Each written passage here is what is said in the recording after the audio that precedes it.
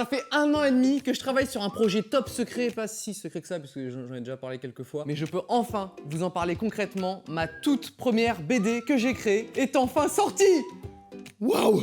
Elles sont bonnes en plus. Alors je sais, ça fait beaucoup d'infos à digérer. Quoi? Cyprien a fait une BD? Elle est déjà sortie en plus? Quoi? C'est déjà l'heure de manger? Ça s'appelle Roger et ses humains. J'ai inventé et écrit toute l'histoire et les personnages, et c'est l'excellent Paca qui a fait les dessins et la formidable Marie et Carla qui a fait toute la couleur. Oui, vous le savez, je dessine depuis que je suis tout gamin, mais non, c'est quelqu'un d'autre qui a fait les dessins pour 2 raisons. Raison numéro 1, ça demande beaucoup de temps et malheureusement, je manque de temps pour dessiner, c'est le plus long d'ailleurs. Et 2, j'ai toujours voulu collaborer avec Paca et je me suis dit, c'était l'occasion de faire cette collaboration et je dessinerai peut-être ma propre BD une prochaine fois sur une autre histoire. Comme je sais que vous avez beaucoup de questions, je vais faire une conférence de presse. Bonjour, merci d'être venus aussi nombreux. On va commencer avec la première question. Oui, monsieur. Oui, bonjour, Antoine Karachi, Rien Magazine. Déjà, je vous trouve très séduisant. Merci.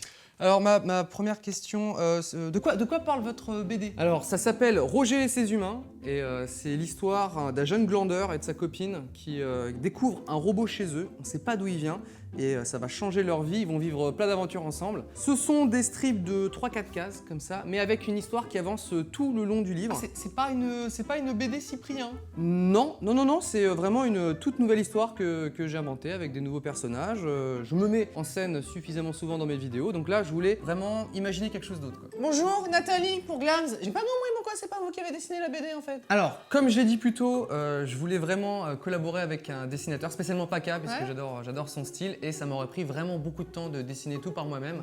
Je pense que j'aurais pas fait de vidéo pendant genre 6 ou 8 mois, quoi. Ah ouais, non, ça on veut pas, hein, ça, non. Oui, Clément Bircal, Robot Magazine, bonjour.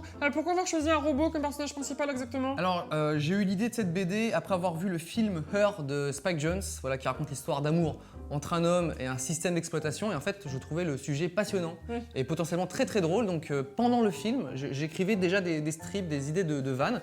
J'ai présenté ça à Paca, il a ri, et puis le projet était lancé. Non, c'est... Ouais, bonjour, Gonzalez, Rapide Magazine, est-ce que c'est rapide à faire une BD? C'est rapide ou c'est pas rapide? D'accord, déjà, prenez un verre d'eau pour commencer.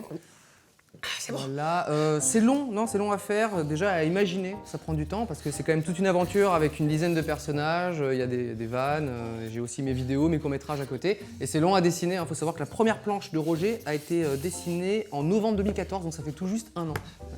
John Minotti, c'est Nul Mag. C'est encore une BD pour les enfants, pour les morveux, c'est ça, non? Les personnages sont des jeunes adultes, en fait, ça parle d'internet, de chômage, de couple, donc je pense vraiment que ça s'adresse à tout le monde, en fait. Ouais, tout le monde qui a un enfant, en fait. À tout le monde. Ça s'adresse à tout le monde, même les adultes, ouais.